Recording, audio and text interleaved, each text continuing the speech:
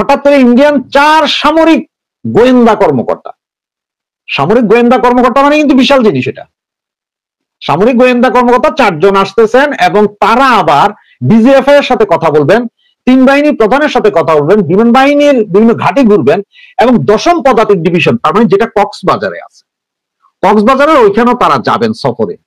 4 সামরিক কর্মকর্তা, তাও আবার 15 মাস। শেখ হাসিনার সরকার যাওয়ার পরে 15 মাসের ভিতরে কোনো সামরিক কর্মকর্তা আসেনি।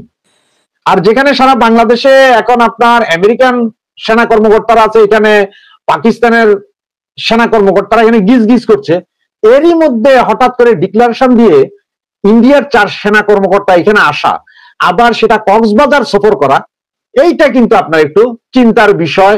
কি হতে চলছে বা কি হতে যাচ্ছে, এটা আসলে একটা সিগনিফিকেন্ট, মানে কি জিওপলিটিক্স এর ক্ষেত্রে এটা কিন্তু বিশাল একটা জিনিস, এটা কিন্তু সবাই তীক্ষ্ণ নজর রাখবে। আর যেহেতু এই মুহূর্তে বাংলাদেশের ম্যাক্সিমাম লোকজন এই ইন্ডিয়ার বিরুদ্ধে লাইগা আছে, আবার কেউ কেউ বলতেছে যে আপনার 50 লাখ লোক পাঠাই দিবে গাছবাতুল হিন্দ করতে। এইখানে আবার গতকাল রাতে বাংলাদেশ সময় 4টার সময় দেখছেন আপনারা যে ফ্রান্স থেকে ইউটিউবার, আমেরিকা থেকে ইউটিউবার, ওরা হঠাৎ করে রাত 4টায় এসে বলছে জনসাধারণ আপনারা নাইমা আসেন, রাস্তায় যান, সেনাবাহিনীর ইউনিট ঘেরাও করেন, প্রয়োজনে কামানের সামনে শুয়ে যান। এরা মনে হয় কু করতেছে, এবার প্রপাগান্ডা চালাইছে কিন্তু ব্যাপক। গতকাল রাতে 4টা থেকে 4:30 পর্যন্ত এরা লাইভে এসে ব্যাপক, কিন্তু পাবলিক নামে নাই। তো এই মুহূর্তে এই নিউজটা যখন সামনে আসলো, এখন পরিস্থিতি কি হয় বা কি হতে যাচ্ছে এটা দেখার বিষয়। সেনাবাহিনী কি ক্ষতি করে, মানে হয়তো তারা চিন্তা করতে যে এই সেনাবাহিনীর কারণে তারা আমাদের মাননীয় রাষ্ট্রপতি চুপ্পুকে সরাইতে পারে নাই, সংবিধান ছুঁড়ে পালাইতে পারে নাই, বা পাকিস্তানের সাথে এক হয়ে যেতে পারে নাই। চিন্তা ভাবনা এটাই হবে, এর বাইরে কিছু হবে না। মাসুদ ভাই, ওরা দেশের, ওরা আসলে যা চাইতেছে সেটা হচ্ছে নির্বাচন হইতে হবে না, নির্বাচন না, ওরা চাইতেছে দেশ এখন যেভাবে চলে ওইভাবে। এইটা একদম ফুল, ওরা পাকিস্তান যে ডোজ খাওয়াইতেছে তারা সেই ডোজে চলতে চাচ্ছে। তাদের মূল কাহিনীটা পাকিস্তানি ডোজে তারা চলতে হবে। আর এই 2 ইউটিউবারকে আমার যা মনে হয় তা হচ্ছে যে কি জানেন, এরা পুরো দেশটারে অস্থিতিশীল বানাইয়া তলাবিহীন ঝুরি করে রাখুক, এতে তাদের লাভ, এটা লাভ তাদের। কারণ তারা এখন এগুলা করতে যাইয়া তারা কিন্তু লক্ষ লক্ষ ডলার তারা কিন্তু এখনো কামাচ্ছে। আর এখানে দেখেন, এই যে আমরা যারা বলি যে 29 মিলিয়ন ডলার আসছে, তারপরে আপনার এই ডিপ স্টেটের কাজ সবকিছু, তো যারাই 29 মিলিয়ন ডলার খাটাইছিল তারা তো খালি শেখ হাসিনা পদত্যাগ চায় না, ওরা তো শেখ হাসিনা পদত্যাগের সাথে তাদের কিছু ব্যবসা বাণিজ্য আছে। যতক্ষণ পর্যন্ত তাদের যে ধান্দাটা আছে এইটা যতক্ষণ পর্যন্ত তারা ক্লিয়ার করতে না পারবে, ততক্ষণ পর্যন্ত দেশের শান্তি আসতে দিতে পারবে না। কারণ আপনি একটা জিনিস দেখেন, আপনার ফ্যামিলিতে, এক্সাম্পল আপনার ফ্যামিলিতে আপনি আপনার ওয়াইফ, মা, বাবা, ভাই বোন সবার মধ্যে একটা ঝগড়া যদি থাকে, পাশের বাসার এই লোক আপনার জমি কিনে ফেলতে সুবিধা, আপনাদের মধ্যে ভেজাল আছে, সুতরাং আপনাদের জমি কিনতে পারবে। কিন্তু যদি সুসম্পর্ক থাকে তাহলে তার আপনার এই জমি ধরতে পারবো না। শুনে এদেরও অবস্থা এটা যে সারা বাংলাদেশে ভেজাল লাগাইয়া রাখো, ভেজাল লাগাইয়া রাখলে এই ডিপ স্টেটের ফর্মুলা বা তারা যেটা চাচ্ছে সেটাতে সফল হবে। এটা হচ্ছে কাহিনী। এখন আপনি দেখেন যে 14 তারিখ থেকে 16 তারিখ 2 দিনের যে সফর আছে, এই সফরে আজকে যেহেতু প্রকাশ হয়ে গেছে সব জায়গায় যে সেনা কর্মকর্তারা আসছেন, সেনা গোয়েন্দা কর্মকর্তারা, এরপরে কি হয় এটা কিন্তু দেখার বিষয়। অলরেডি আমরা জানি যে সেনাবাহিনীর ভিতরে একটা অস্থিতিশীল পরিবেশ, এবং আমার কাছে এই মুহূর্তে যতটুকু খবর আছে সারা ঢাকা শহরে আপনার সেনাবাহিনী নাকি আজকে 70% নিশ্চুপ হয়ে গেছে। মানে ওরা আছে, কোথাও কোথাও আছে দেখা যাচ্ছে, কিন্তু ওরা ওই গত 4-5 দিন আগের মতো না, ওরা নাকি একটু নির্জীব। কারণ আমরা বলতে পারছি পরিস্থিতিটা কি হবে আসলে, এটা টাফ টু সে নাও। আপনার আরেকটা ইনফরমেশন দিয়ে রাখি আপনাকে আমি, সেটা হচ্ছে পুলিশের মোরাল নাই। পুলিশ বলতে আসলে এখন আর কিছু নেই, এটা পোশাকে আছে পুলিশ। এটা হচ্ছে কি জানেন, আপনি ধরেন একটা বেলুনের ভিতরে একটা ইয়েরে ছাড়লেন, কি বলে, একটা ইঁদুর ঢুকে বেলুনের ভিতরে, আর ওখানে লিখে দিলেন যে এটা রয়্যাল বেঙ্গল টাইগার, লেখা আপনি সুন্দরবনে ফালাই দিলেন, এখন এই ইঁদুর লাফায় আর এই বেলুনও উপরের দিকে লাফায়, আর লেখা আছে রয়্যাল বেঙ্গল টাইগার। তাই বলে কিন্তু ওই পুরো বনের জঙ্গলের সবাই বলবে না যে এটা রয়্যাল বেঙ্গল টাইগার, এরা কই যে এটা ইঁদুর, এটা কোনো পশু না। ওরা বাংলাদেশ পুলিশের অবস্থা সেম এখন ওই রকম। সেনাবাহিনীকে এইটা করে সেনাবাহিনীর মোরাল যা ভাঙছে তো ভাঙছে। এরপরে কি হবে জানেন, আপনারা একটা কথা বলি, আমাদের পুরো বর্ডারটা কিন্তু কন্ট্রোল করা হচ্ছে যে বর্ডার ফোর্স, মানে যেটা আপনার বিজিবি, বিডিআর এর কথা বলছি। বিডিআর এ কিন্তু ডেপুটেশনে আসে সমস্ত আর্মির মেজর জেনারেল র্যাঙ্কের লোকজন, ডেপুটেশন আসে যারা বর্ডারে যায়, এরা এখন এই যে বিডিআর হত্যাকাণ্ড যেটা হয়েছিল, সেনা হত্যাকাণ্ড বিডিআর যেটা করছিল, ওরা কিন্তু অলরেডি আবার বলা শুরু করছে যে তখনকার বিচার এটা ঠিক ছিল না, বিডিআর এর 170 জন যাদের চাকরি গেছে, ফাঁসি হয়েছে, এটা ঠিক না, এটার আবার পুনঃ তদন্ত করতে হবে। তার মানে কি হবে জানেন, এইটা করে তারা বিডিআর এর আরো 200-400 কর্মীকে ফাঁসাবে, ফাঁসি হবে, এই করবে। এতে বিডিআর এর মোরাল ভেঙে গেলে বর্ডার ফোর্স টোটালি শেষ আমাদের। এদের মাথায় যেটা এখনো মুক্তিযুদ্ধের সমর্থক বা দেশের স্বাধীনতার সমর্থন করে আর্মি অফিসার এবং আপনার বিডিআর এর অফিসারদেরকে যদি বসাই দেওয়া যায়, তাইলে সেই জায়গায় যে পাকিস্তান সেনাবাহিনীর কিছু লোক বা পাকিস্তান সমর্থিত কিছু লোক ওই বর্ডার এরিয়া যাবে, আর ওইটা গেলে এই যে অস্ত্রগুলো ঢুকতেছে এগুলো সব ইন্ডিয়াতে পাচার করা সহজ হবে এবং ইন্ডিয়ার সাথে ভেজাল করতে হবে, যেটা ভুলে হোক, শুদ্ধতে হোক, যাই না হোক, না যাই না হোক, যেটা পাকিস্তান সেনাপ্রধান লেফটেন্যান্ট জেনারেল না জানি ফিল্ড মার্শাল বলছিলেন যে এবার আক্রমণ পূর্ব দিক থেকে হবে, মানে বাংলাদেশ দিক থেকে হবে। এরা টোটাল আমাদের সেনা, নৌ, বিমান সব ধ্বংস করে দিয়ে যাবে, একটাও থাকবে না। এবং এই অবস্থা যদি আগামী আর 6 মাস চলে, এরপরে কি হবে কেউ জানে না। তবে সেনা প্রধানের অবস্থা এখন যা দেখা যাচ্ছে যে উনি একটু ঠান্ডা জাতের মানুষ আমার মনে হয়, কেন জানি। তবে ঠান্ডা জাতের মানুষ খেপা যায় কখন কি করে সেটা গড নোস। আমরা এখন সময়ের অপেক্ষা যে দেখতে পারি আমরা যে কি হচ্ছে, যে হঠাৎ করে বাংলাদেশের মধ্যে এটা কি ঘটতে চলেছে, যেখানে গত 15 মাসে ইন্ডিয়ার সাথে আমাদের এক প্রকার মারামারি যুদ্ধাংদেহী অবস্থানে আছি, সেই জায়গায় হঠাৎ করে ইন্ডিয়ান সেনা কর্মকর্তা বা সেনা গোয়েন্দা কর্মকর্তারা আসছে বাংলাদেশ সফরে। 4 জন ইন্ডিয়ান সেনা কর্মকর্তা বাংলাদেশে আসছেন।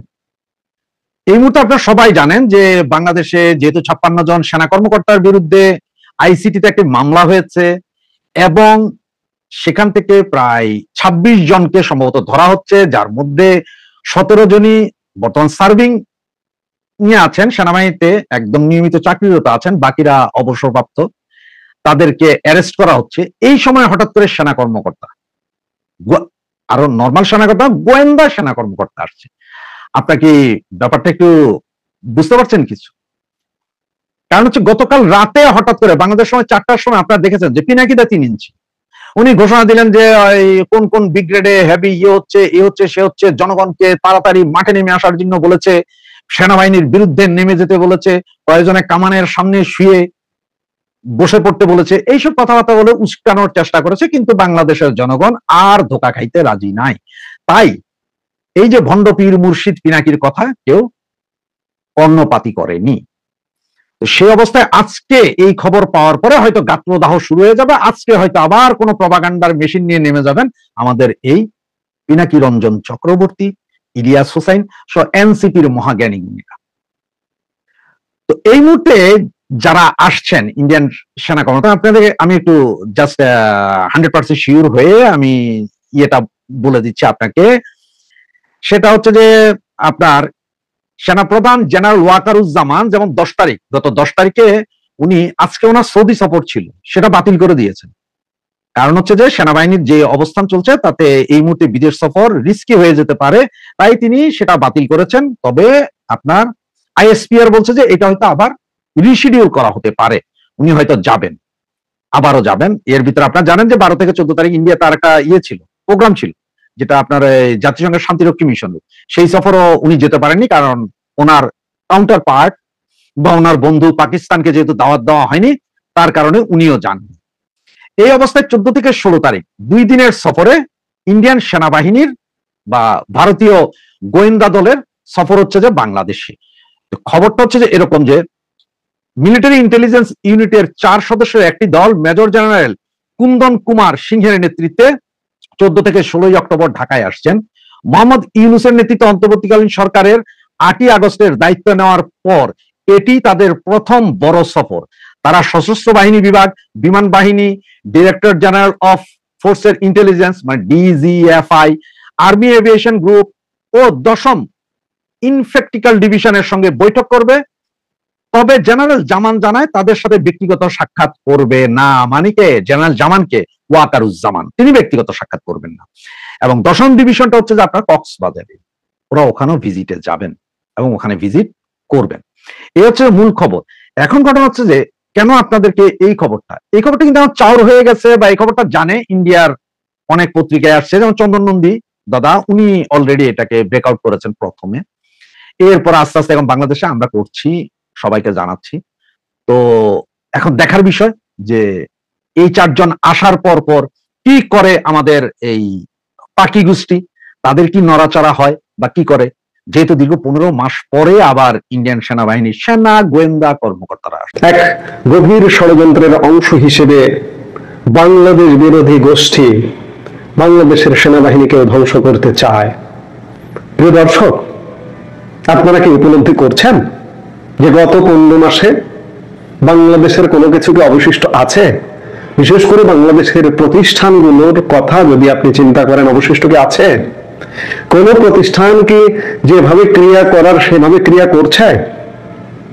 প্রশাসন কাজ করছে, করছে না। যারা জানেন, আপামর জনসাধারণ হয়তো বুঝতেও পারছে না, কিন্তু যারা জানেন প্রশাসন, বাংলাদেশের প্রশাসনের সর্বোচ্চ স্তর সচিবালয় থেকে শুরু করে মাঠ প্রশাসন কাজ করছে না। প্রশাসনকে ধ্বংস করে ফেলানো হয়েছে। পুলিশ, যারা সমাজে আইন শৃঙ্খলা নিয়ন্ত্রণ করে, আইন শৃঙ্খলা রক্ষা করে, সেই পুলিশ কাজ করছে না। আজকে 15 মাসেও পুলিশ অ্যাক্টিভ হয়নি। কাজ করছে না মানে পুলিশকে ধ্বংস করে ফেলানো হয়েছে। অবশিষ্ট আছে সেনাবাহিনী। সেই সেনাবাহিনী নিয়েও ইতিমধ্যে কিন্তু প্রশ্ন ওঠা শুরু হয়ে গেছে, আরো আগে থেকেই। যখন 2024 সালে সেনাপ্রধান জেনারেল ওয়াকারুজ্জামান দায়িত্ব নিলেন, মানে মানুষ আশায় বুক বেঁধেছিল, কিন্তু 2 মাস যেতে না যেতে মানুষ আশাহত হওয়া শুরু হয়েছে। এবং এখন তো মানুষ আর আশা করে না, সেনাবাহিনীর কাছেও আশা করে না। সেনাবাহিনী আজকে প্রায় 14 মাস যাবত মাঠে আছে ম্যাজিস্ট্রেসি পাওয়ার নিয়ে।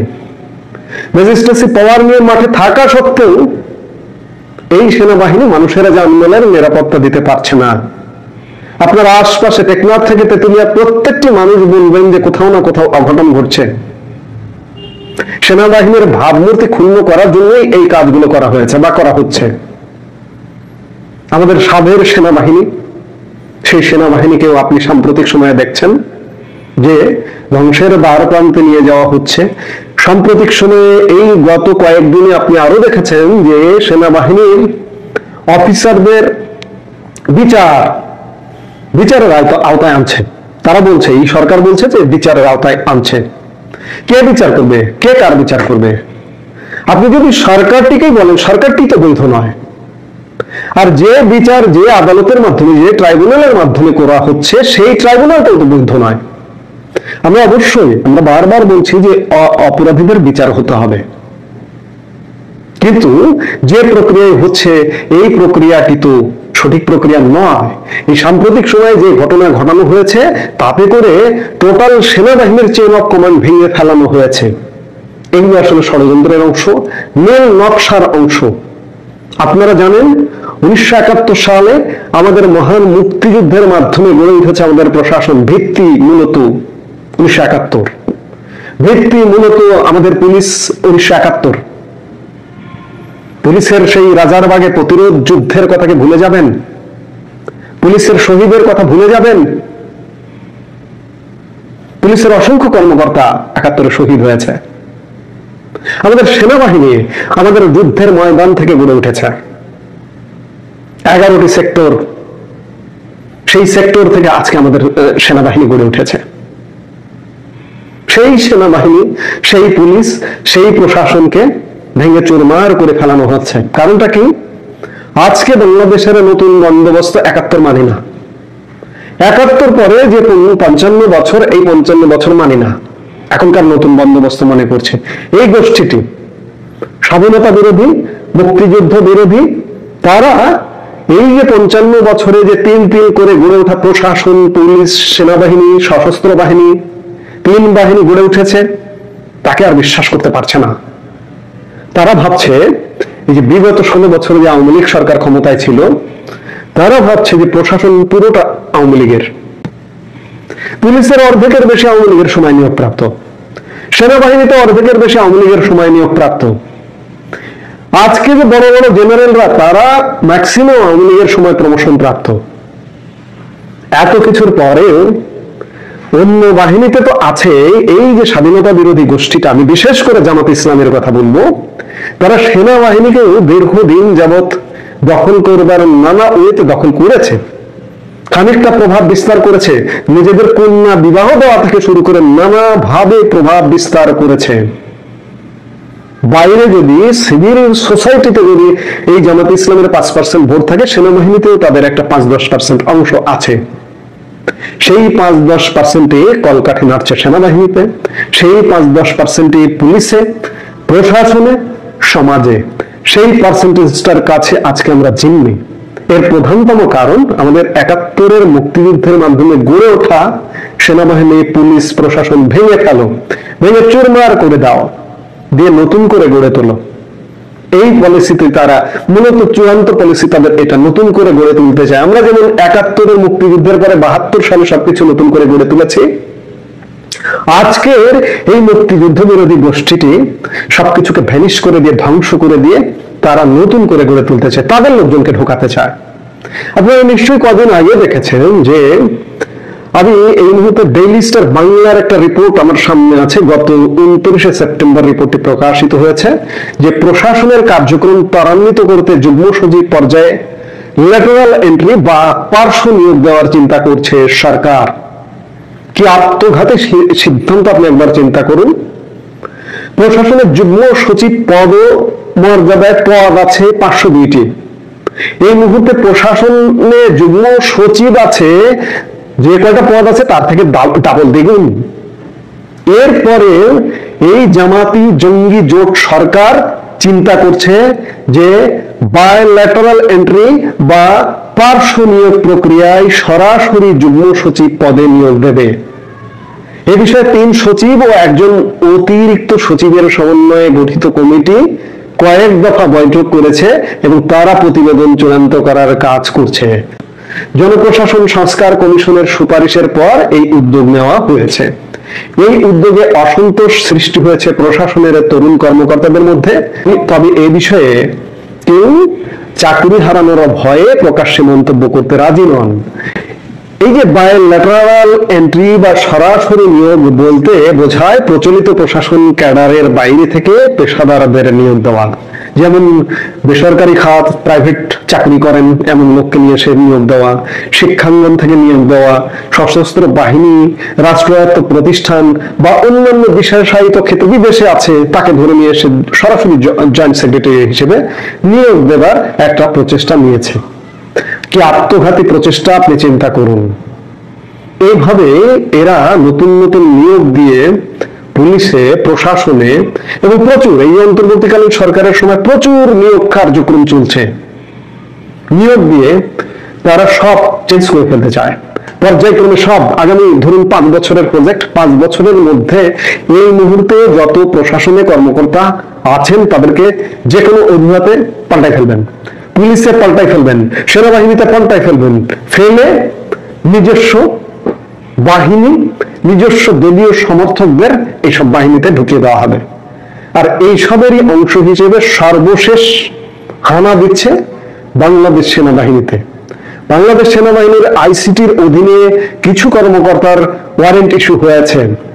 অপেক্ষা করুন, এদেরকে যদি বাড়তে দেন শত শত অফিসার, শত শত কর্মকর্তার নামে ওয়ারেন্ট ইস্যু করবে। কারণ যাদের নামে ওয়ারেন্ট ইস্যু হয়ে গেছে তাদের সাথে রিমান্ডে নেবে, তদন্ত করবে, তাদের কাছ থেকে অনেকগুলো নাম বের করবে, এক একজনের কাছে 100 জন নাম বের করবে, 14 জন 1400 আর অফিসারকে বের করে আনবে। যার দরুন সশস্ত্র বাহিনীতে ইতিমধ্যে মনোবল ভেঙে যাওয়া শুরু হয়ে গেছে যে চাকরি থাকবে কি থাকবে না, চাকরি করতে পারবো কি পারবো না, জেল হবে কিনা, ফাঁসি হবে কিনা।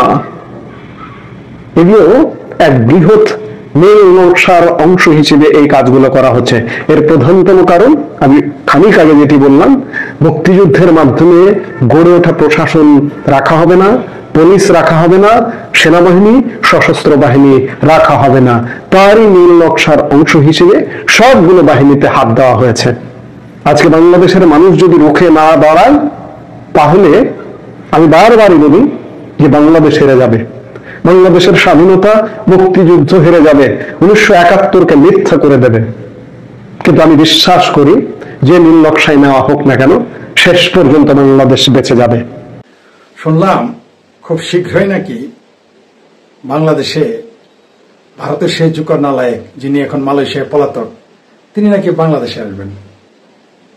সবচেয়ে মজার বিষয় কি জানেন, আমাকে অনেকে প্রশ্ন করেছে, ফরিদ ভাই দেখেন দেখেন জোকার, আপনার সেই জোকার নালায়েক আসতেছে বাংলাদেশে।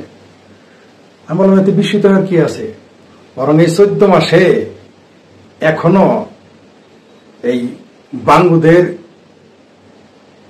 ডিজিটাল নায়েব আমির, ডিজিটাল আল্লাহর ওলি এখনো যে বাংলাদেশ আসে না, এটাই তো বিস্ময়কর ব্যাপার। তিনি আসবেন এটা তো বিস্ময়কর হওয়ার কিছুই না। এখন বাংলাদেশের মানুষ দেখবেন যে এই জোকার নালায়েকের কারণে কোটটাই পরে, তারপর টাকনু নিচে ফুল প্যান্ট কাটে। আমার এক বন্ধু আছে, এটা আমি লিখেছি একবার, টাকনুর নিচে প্যান্ট কাটা। আমি একবার হঠাৎ করে 2-3 বছর পরে তার সরকারি অফিসে গেলাম, গিয়ে দেখি আমার দোস্ত টাকনুর নিচে প্যান্ট কাটা। আমি তো বুঝছি ঘটনা কি, দোস্ত হজ করলাম তো, তাই হজ করার আগে থেকে এটাই শুরু করছি। আমার দেখি আগে জিজ্ঞেস করে আগেই বলে কেন মুসলমানদের এই টাকনুর নিচে প্যান্ট পরা ঠিক না। আমার জোকার নালায়েকের কাছে শিখছো না? হ্যাঁ, তুমি যে খালি এই কথা বলো জোকার, তুমি এত বড় একজন দিনদার ব্যক্তিরে তুমি বলো। আমার তাই নাকি? আমার কমি মাদ্রাসা মানে ওলামায়ে দেওবন্দ এরা যে কাফের ফতোয়া দিছে জানো, মানে আসন থেকে বলে কি কও তুমি, তো কোন শুনি নেই। ওইগুলো শুনবা কেমনে? তোমরা তো ওইগুলো শুনবা না, তোমরা ওই খবর পাবা না খুঁজে। তোমরা মাদ্রাসায় বলৎকারের নিউজ যেমন খুঁজে পাও না, তুমি জোকার নালায়েক রে যে দেওবন্দে কাফের ফতোয়া দিছে ওটা জানবা না, এটি স্বাভাবিক। মূল প্রসঙ্গে এবার আসে। মালয়েশিয়ার মহাতির মোহাম্মদ এই জোকার নালায়েককে নিয়ে কি বলছিল জানেন? জোকার নালায়েককে নিয়ে আমরা খুব বিপদে আছি, তাকে কোনো মুসলিম কান্ট্রি নিতে চায় না। দারুণ না? কি বললেন? সে নাকি ইসলামের দায়ী। তা কোন মৌলবী কোনদিন কোটটাই বেড়ে ঘুরতে দেখেন? ও কোটটাই বেড়ে ঘুরে গেছে। মানে আমার প্রশ্ন কি, পোশাক নিয়ে আমার আপত্তি নেই, কেউ ন্যাংটা থাকলে আমার যায় আসে না, যে কোনো পোশাক পরলে আমার যায় আসে না। কিন্তু কোন মৌলবীর আপনি কোনদিন টাই পড়তে দেখছেন? কোটটাই সে পরে কেন? এই প্রশ্নটা যদি করি। আর নায়ক, মুসলমানদের নামে শেষ তো নায়ক হয় না আমরা জানি। যেমন আর একটা লামা জাহাবি আছে, নাম যেন কি হয়, কনভার্টেড লামা জাহাবি। ভারতের কনভার্টেড, আগে ছিল নাকি মোবাইলের মেকার। যাই সেটা না, পেশা যে কোনোটাই থাকতে পারে, সুইপার হইতে পারে, ইট ডাজন্ট ম্যাটার, ইসলামের সবাই সমান।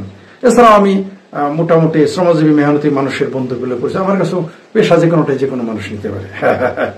সুইপার হলে সমস্যা কি, তাই না? যাই হোক, সমস্যা হলো যে রাহুল কি ব্রাদার রাহুল, ইসলামে তো এরকম নামই নাই। আমার নাম একবার জিজ্ঞেস করছিল তোর নাম কি, আমি বলছি শেখ ফরিদ। এই নামের আগে মোহাম্মদ বলস নাই কেন, আমার সর মারছে। ব্রাদার রাহুল নামটা কি মুসলমানের? শেখ ফরিদ নামটা তো মুসলমান বন্ধ করে, তাই না? অনেকে গালিয়া দেয়, শালা তুই শেখ ফরিদ নাম রাখছিস কেন, তুই শালা হিন্দু, তুই শালা ইহুদি, তুই খ্রিস্টান, তুই নাস্তিক, শেখ ফরিদ নাম রাখবি। গাদারা জানাই না যে 4 খলিফার 4 জনই কনভার্টেড মুসলমান, পত্তলিক ছিল, মানে হিন্দু না, তারা তার চেয়ে বড় কিছু ছিল। কেন বলেন জানেন? মুশরিকের চেয়ে বড় ছিল, পত্তলিক, ডাইরেক্ট পত্তলিক। তাদের কাজই ছিল মূর্তি পূজা করা। তাদের 4 জনের একজনেরও কিন্তু নাম পাল্টায় নাই। যে নাম তার বাপ মাই দিছিল সেই নাম নেই, তার আজীবন মুসলমান ছিল। 4 খলিফার 4 জনকে নাম পাল্টাইছিল ইসলাম গ্রহণের পরে, পাল্টায় নাই। এই কথাটুকু নির্বোধ বাঙ্গুদের মাথায় আমি ঢুকাইতে পারি না, এটা আমার ব্যর্থতা। যাই হোক, এটা আমারই ব্যর্থতা। যেটা বলতেছিলাম, জোকার নালায়েক আসবে। মহাতির মোহাম্মদ কি বলছে যে পৃথিবীর কোন মুসলিম দেশ তাকে নিতে চায় না। কারণ কি? এত ভালো লোক, কোন মুসলিম দেশ তাকে নিতে চায় না। ভারতের নাকি নরেন্দ্র মোদী সরকার খুব খারাপ, একে সন্ত্রাসের বিরুদ্ধে কেস দিয়েছে, তাড়িয়ে দিয়েছে। তাও দেওবন্দ মাদ্রাসা তারা তো কাফের ফতোয়া দিয়েছে, ওইটা নিয়ে কোনো কথা বলে না কেন কেউ? ও দালমিকুস কালা হয়। এই বাংলাদেশের অনেক মৌলবী আর কাফের মনে করে, মুসলমান মনে করে না।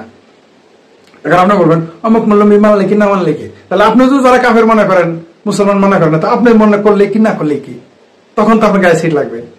আপনি যদি বলেন যে ওলামায়ে দেওবন্দ বা যে ধরনের মুসলমানরা, এর যদি মুসলমান না মনে করে ফতোয়ার কি দাম আছে, তা আপনার ফতোয়ার কি দাম আছে? জোকার নালায়েকের ফতোয়ার কি দাম আছে? তা তো ফতোয়াতে রাইটস নাই। ইসলামে একমাত্র ফতোয়া দিতে পারে মুফতি। আপনাকে মুফতি হইতে হবে, তারপর আপনি ফতোয়া দিবেন। বক্তব্য এক জিনিস আর ফতোয়া দেয় আরেক জিনিস, আপনি পারবেন না। আমি আইন কম বুঝি না, আমি রায় দিতে পারবো? ডাক্তারি আমিও কম বুঝি না, শুধু আমিও 2-4টা লিখতে পারি, আমি ডাক্তার দিতে পারবো? আমি বহু ফার্মেসির মেডিসিন বিক্রেতাকে দেখেছি, অসাধারণ ওষুধ লেখে, আপনি কল্পনা করতে পারবেন না। ডায়াগনোসিস আর লিখে দিয়ে ভালো যাবেন। যা বলছিলাম, বিস্মিত হওয়ার কিছুই নাই। কিন্তু মজার বিষয় হলো এই দাঁতের ডাক্তার জোকার নায়েক, এর ডাক্তারির ব্যাপারে আমরা কোনো কথা শুনি। আচ্ছা, তার নাকি দুনিয়ার সব মুখস্থ, অন্য টিভি চ্যানেলে যায় না কেন? কেন বাবা, এত ভয় কিসের?